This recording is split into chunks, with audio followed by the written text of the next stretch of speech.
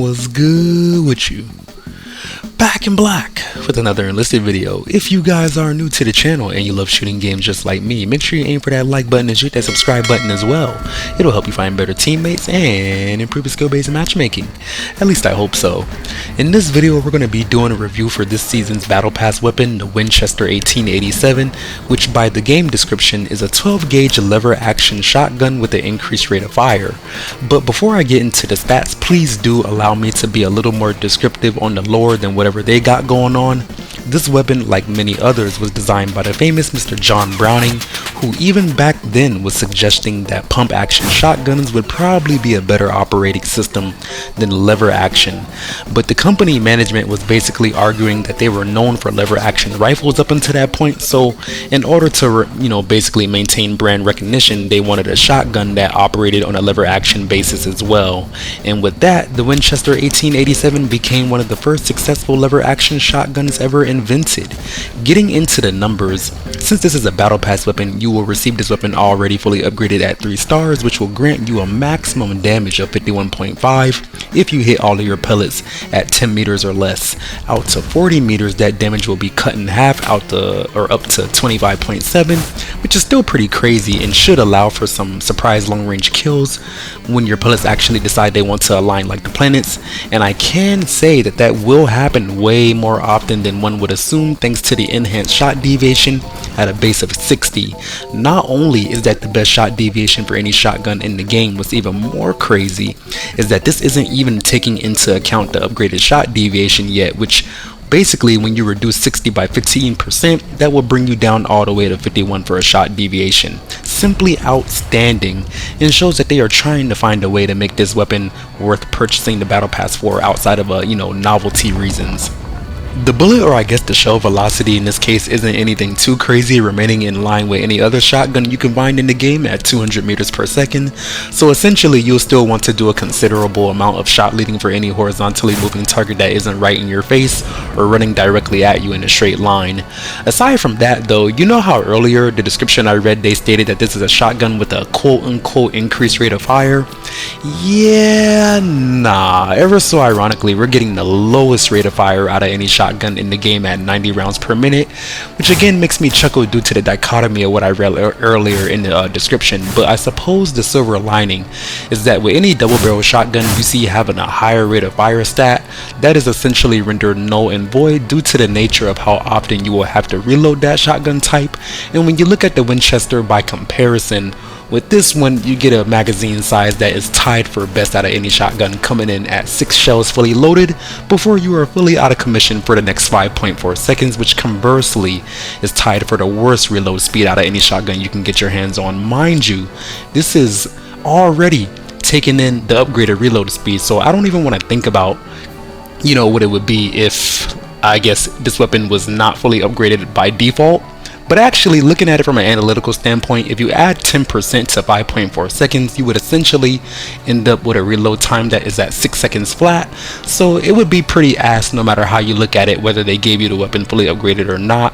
And if you plan on buying the Battle Pass and making extensive use of this weapon, I highly recommend investing in the reload speed perk for any soldiers that you plan on actually giving this weapon to.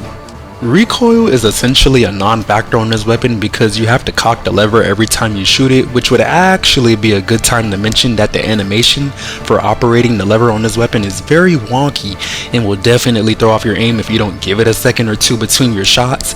I was talking about it with my viewers on stream, and someone who owns a Winchester 1887 in real life was actually complaining that the janky movement that your player does in this game is completely unnecessary when using the weapon and working the lever in real life. So I'm not too sure if it was animated this way more so for style, but in terms of practicality when it comes to aiming, the extra style and flair can basically be something that can get you killed when using the weapon and you're trying to spam it, at a bunch of people right in front of you.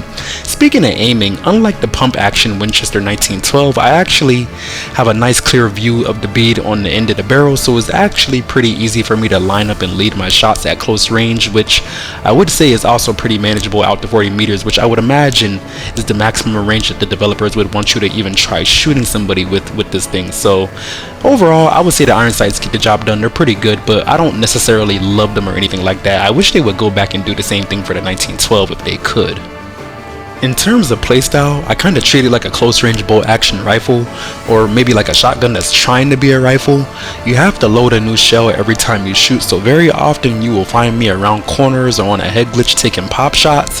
Sometimes instead of reloading, I will also go out of my way to just switch to the next guy and continue shooting because, you know, as we already talked about, the reload speed on this thing is pretty bad. And if I'm fighting a squad that has more than 6 people, I will probably be out of shells before I kill them all, or if any of them take more than one shot to, you know, actually kill them outright, occasionally I will be out of luck in that situation as well. I'll kill 2 people with 1 shot sometimes, but it isn't something that I would necessarily expect to rely on, and I would generally speaking still recommend a cautious playstyle if you are not in a trench or in a building. Make sure you also aim a little lower than usual as well to make sure you get most of your pellets on target, because you know, missing any of them can be very detrimental when you're using any shotgun. Overall, I will say that I appreciate the novelty that this shotgun brings to the game. It is pretty fun to use, especially when you get going on a streak and get some long range kills in there as well, thanks to that immaculate shot deviation. But the animation when operating the lever and the reload time are pretty jarring, so I will say that takes a huge chunk out of the overall score when you take that into consideration as well. But on a scale of 1 to 10, I am feeling a strong 5.5 or a 6 because, you know, with shotguns in general, you already have to have a playstyle that involves really good map knowledge and positioning and aiming. So I can't say that I would tell everyone and their mother to run out and buy the Battle Pass if you haven't already. But if you're a fan of shotguns or a fan of the Winchester 1887 in particular, then I would say, yeah, you know, go ahead, add it to your collection for the novelty, and then maybe, just maybe, they will buff shotguns in the future so that enhanced shot deviation that you have right now will come in even more handy down the line in the future. But again, that's just a hypothetical. Hopefully, you know, they do buff shotguns in the future, but that is neither here nor there. Anyways, at the end of the day, these are just my personal opinions. I'm curious though, if you have already bought the Battle Pass and given this weapon a spin, what do you think about it, and what would you rate it on a scale of 1 to 10? Would you recommend it to a friend, or would you tell them to save their money on the Battle Pass and maybe get it on the next go around?